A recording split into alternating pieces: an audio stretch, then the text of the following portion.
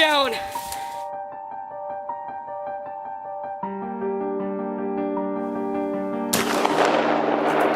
There you go.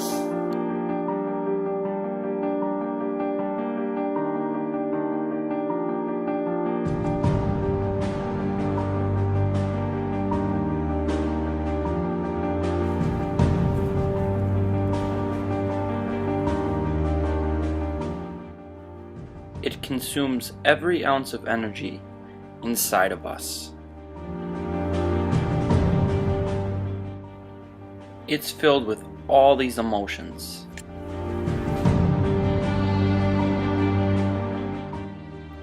From extreme highs to the lowest of lows.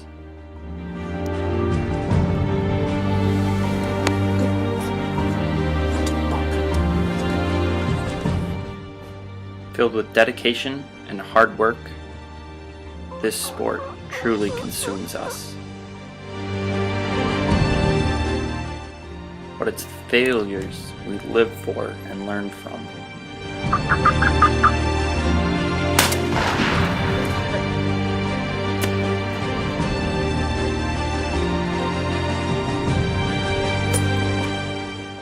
Because that's what leads to our success.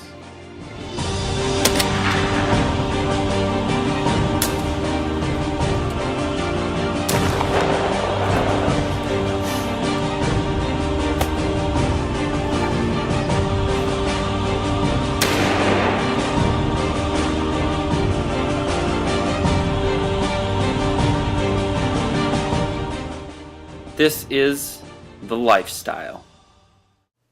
Welcome back to the lifestyle.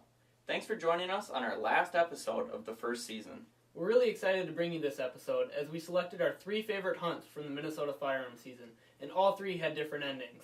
To start off, we're going to show you my hunt from the Brainerd Lakes area. Today is November 9th.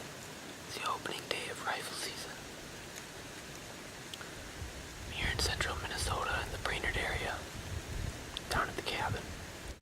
I haven't been able to do any scouting whatsoever for this stand.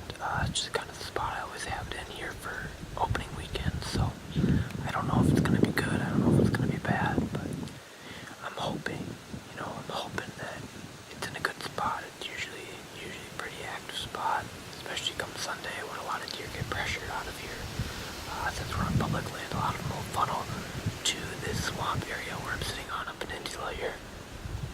And so I'm kind of on a funnel when deer get pressured, so hopefully I'll get one to stroll through this morning, but if not, maybe I'll get some movement here in the next day or two.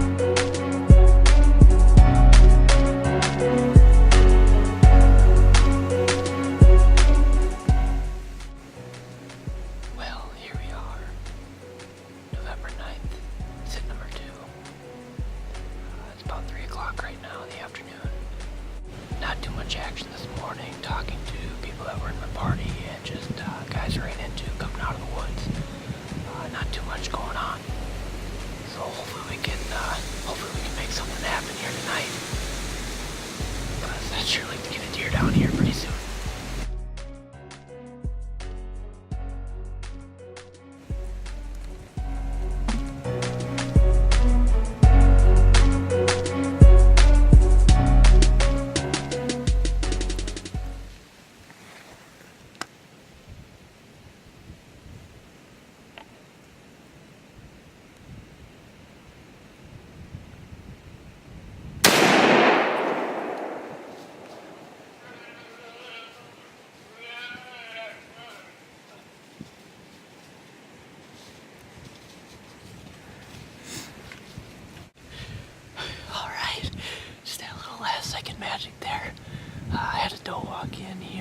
I mean, I got like 15 minutes left to shooting time. I'm at like the very end of camera light right now.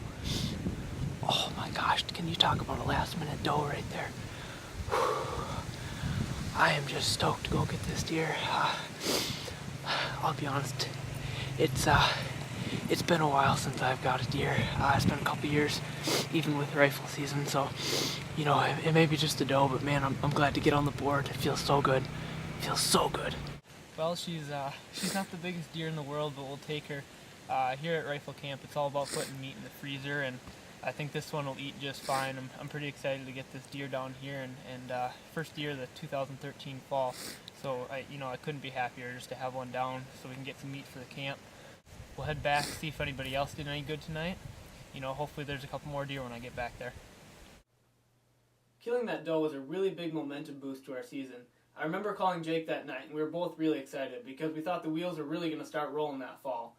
And just 4 days later, back in Bemidji, I had another prime opportunity at yet another doe.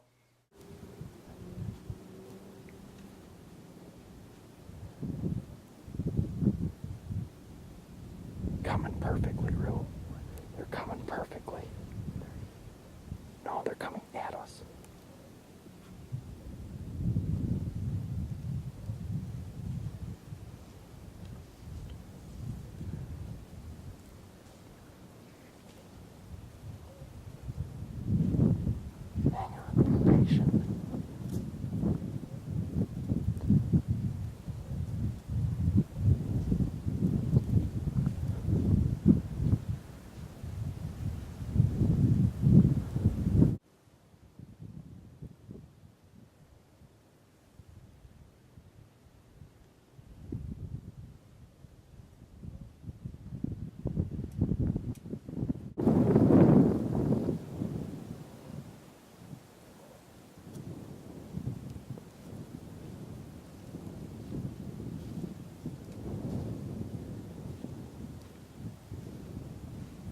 Meh.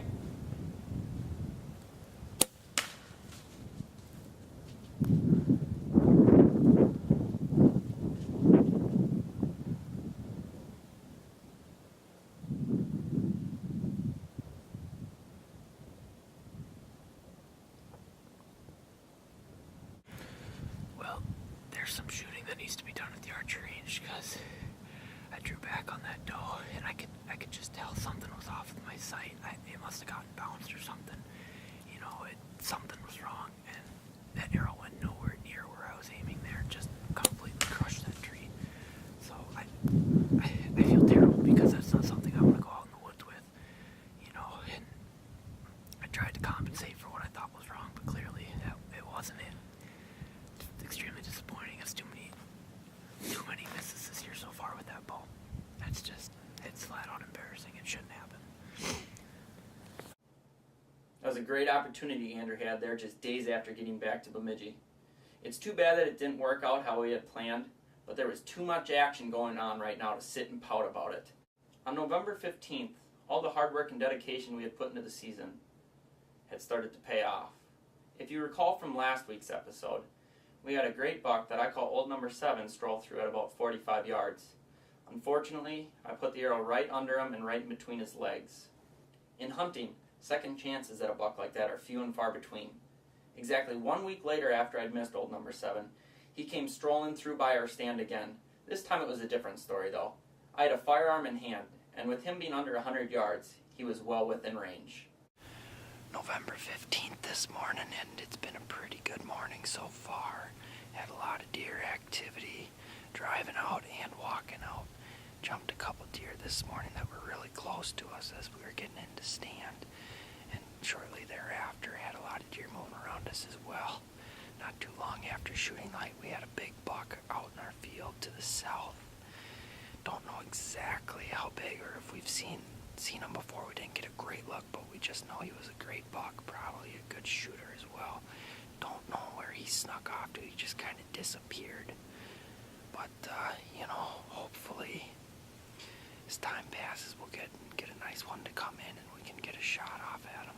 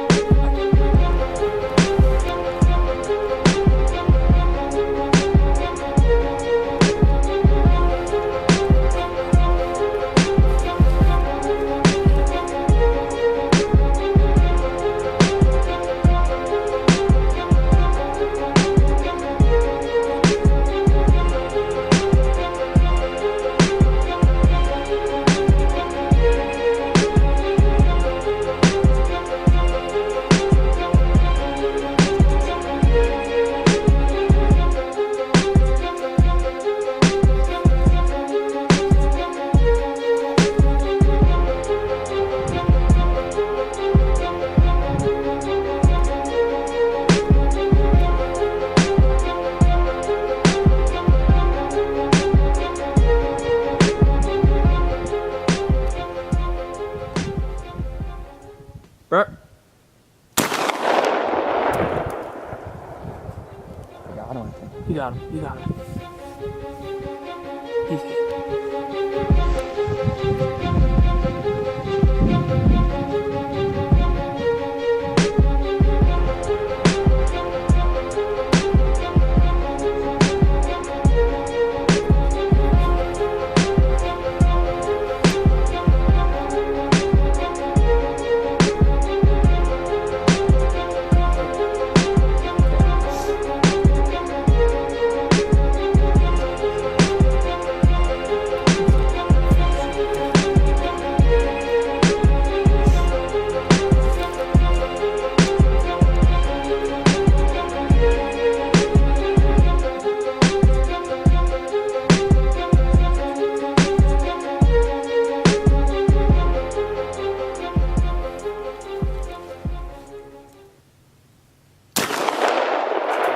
There you got him. He's hit good there. Yep. He's hit good. He gave the big mule kick. Good.